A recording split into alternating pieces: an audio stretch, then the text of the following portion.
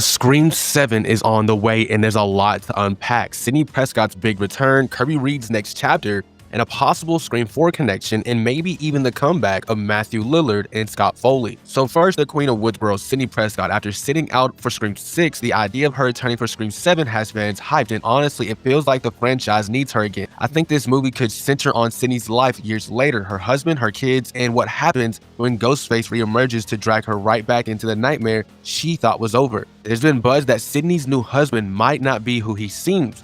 Maybe he's got ties to the Woodsboro's past or even to the events of Scream 4. That's where the story could really open up. And of course, every Scream talk has to include Matthew Lillard, aka Stu Macher. The Stu alive theory refuses to die, and honestly, maybe that's the point.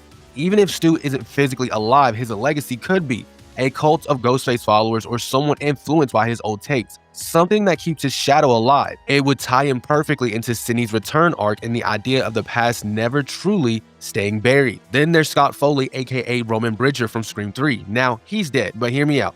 Flashbacks or unseen footage could reveal Roman had connections that reach further than anyone thought. Now, the twins Minnie and Chad are still around, but if Scream 7 is more a direct sequel to Scream 5, their roles could be smaller this time. They represent the new generation trying to warn Sidney and Kirby that Ghostface isn't done yet, keeping that meta commentary alive while letting the veterans take center stage. Now, I know Scream 6 happened, but I do believe in Scream 7 that it's going to be a small byproduct, and we're really going to have more of a Scream 5 sequel that we should have got before. So where does Scream 7 fit? I think it fits like this. Scream 6 happened, but it's not the focus.